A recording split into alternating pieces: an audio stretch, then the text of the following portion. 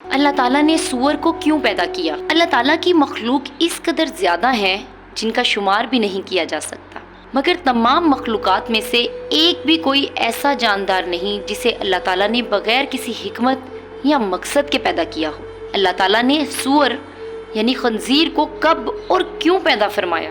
سور جسے خنزیر بھی کہا جاتا ہے یہ بھی خدا کی مخلوق ہے، مگر اللہ تعالیٰ نے خنزیر کو غلیظ اور حرام جانور کہا۔ اب یہ سوال پیدا ہوتا ہے، جب اللہ تعالیٰ نے سور کو خود پیدا فرمایا ہے تو پھر اسے غلیظ اور حرام جانور کیوں قرار دیا ہے؟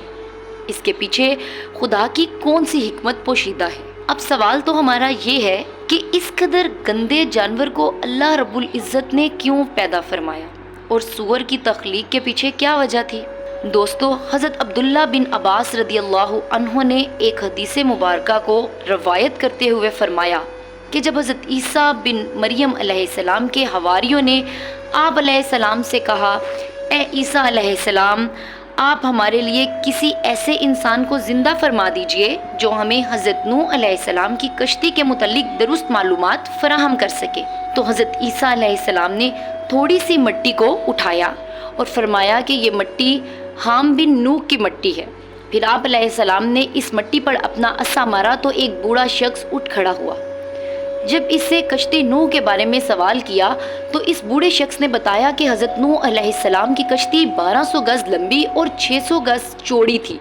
اس میں 3 منزلیں تھیں۔ پہلی منزل میں حضرت نوح علیہ السلام اور تمام جانور موجود تھے، دوسری منزل میں انسان تھے اور تیسری منزل میں پرندے تھے۔ جانوروں کی غلاظت کی وجہ سے کشتی میں گندگی پھیل گئی اور بدبو اٹھنے لگی، جس کی وجہ سے حضرت نوح علیہ السلام بڑے پریشان ہوئے اور اللہ تعالیٰ سے دعا فرمائی۔ تو اللہ رب العزت نے حضرت نوح علیہ السلام کی طرف وحی فرمائی اور آپ علیہ السلام کو حکم دیا، اے نوح، اپنے قریب کھڑے ہاتھی کے دم کو پکڑ کر ایک طرف کھینچو۔ پھر حضرت نوح علیہ السلام نے اللہ تعالیٰ کے حکم کے مطابق ہاتھی کی دم کو پکڑ کر کھینچا تو 2 جانور نکلے جو کہ خنزیر نر اور مادہ تھے۔ یہ فوراً جانوروں کی پھیلائی ہوئی غلاظت کی جانب لپکے اور کچھ ہی لمحوں میں ساری گندگی کو جھٹ کر گئے۔ ان 2 خنزیروں کی جوڑی سے ہی ان کی باقی نسل کا آغاز ہوا اور آگے بڑھی۔ بہت سے ممالک میں غیر مسلم اس کا گوشت بڑے شوق سے کھاتے ہیں، لیکن یہ غلیظ جانور ہے اور اس کا گوشت کھانے کے بہت سے نقصانات سائنسی تحقیق سے بھی ثابت ہو چکے ہیں۔ سائنسی تحقیق کے مطابق سور کا گوشت کھانا انسانی صحت کے لیے انتہائی خطرناک ہے اور یہ جانور انتہائی ذلیل اور گندا ہے، کیونکہ سور اپنی مادہ کا دوسرے نر سے ملاپ کروا کر خوشی محسوس کرتا ہے، جو کہ باقی جانوروں میں نہیں دیکھا جاتا۔ سور کی خوراک گندگی اور غلاظت ہے۔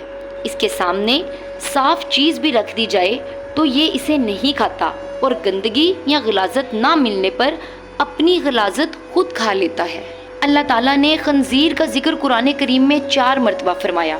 سورہ بقرہ آیت نمبر 173، سورہ مائدہ آیت نمبر 3، سورہ الانعام آیت نمبر 145، سورہ النحل آیت نمبر 115۔ قرآن کریم میں اللہ تعالیٰ نے سور یعنی خنزیر کا نام لے کر اس کو حرام ارشاد فرمایا اور اس کا گوشت کھانے سے منع فرمایا ہے۔